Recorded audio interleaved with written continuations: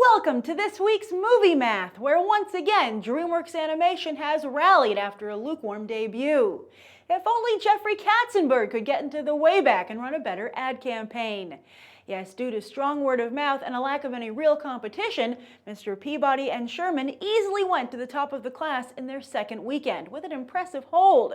We'll see what kind of damage Muppets Most Wanted does this coming weekend, but still this shows that there's enough money in the all-ages movie market to go around. And while Peabody still has a long way to go before or if it qualifies for a sequel, this is a great headline for DreamWorks Animation, not to mention a tasty appetizer before they blow the roof off the box office with How to Train Your Dragon 2 in June. 300 Rise of an Empire was also able to hold off box office invaders despite a much bigger drop in its second weekend. The sequel-prequel also continues to flex its muscles overseas, and as a result has already broken even for Warner Brothers in just 2 weeks. Don't put your shirt back on just yet, Sullivan Stapleton. Will we get a third flick? After all, the Themistocles story doesn't end after his defeat of the Persian Navy. Who will play Xerxes' General Mardonius? What's Divergent's Theo James up to? He already played the Turk on Downton Abbey. However, Aaron Paul would be wise to hold on to the shirt on his back, as it looks like, at least Hollywood-wise, that's all he's got left after Need for Speed debuted in third place. As I already noted in my review for Need for Speed, now it seems to be DreamWorks Live Action's turn to undersell its product. Will it rally in week 2 a la Peabody? Scott Waugh's directorial debut, the pseudo-military documentary Act of Valor, even opened bigger in 2012. Yet once again it was China to the rescue as Need for Speed hauled in more cash there and could at least boast a worldwide debut in the 60 million range. And with a teensy budget for a 3D action movie, that could make all the difference. Still, this is bad news for the once prolific DreamWorks, which these days only releases 2 to 3 movies a year. 2013 was a disaster for the mini studio, who now has a distribution deal with Disney's Touchstone Pictures, and it's widely known that Fox is trying to hire away CEO Stacy Snyder.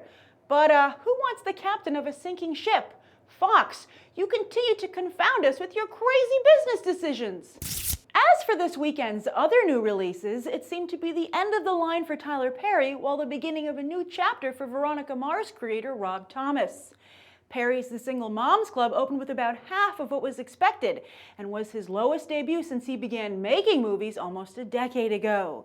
He'd better hope his on-screen turn in David Fincher's Gone Girl opposite Ben Affleck is better received than his work in Alex Cross, or else Perry will likely have to retreat to his burgeoning TV empire.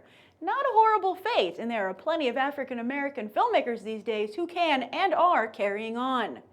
Meanwhile, Veronica Mars managed to break into the top 10 despite playing in just a little under 300 theaters. Warner Brothers hasn't released the on-demand numbers for the flick, which debuted on iTunes and Amazon as well this weekend, and there was some anger from fans that the Kickstarter download reward wasn't working properly, so many had to pay to stream it anyway. Brilliant, Warner Brothers! Thomas has been very vocal about wanting to make a sequel, or perhaps a new season on, say, Netflix or Amazon. With these numbers, these options should all be on the table. And maybe you won't have to pay for it this time. But would you? Veronica Mars would have been the big story in the specialty market, but the Grand Budapest Hotel continues to dominate in that arena. Adding just 60 theaters, it broke into the top 10 as well, higher than Veronica Mars, with a stellar per-theater average. It's quickly climbing to the top of Wes Anderson's box office resume, which isn't much of a challenge. It looks like Anderson is only the latest indie talent to discover the benefits of going more mainstream, as the Grand Budapest Hotel is his most traditional film yet, a mystery caper. As for the rest of the box office, Non-Stop and the Lego Movie demonstrated nice holds, while Son of God continues to shed followers. And Frozen is still, well, frozen in the top 10 in its 17th week.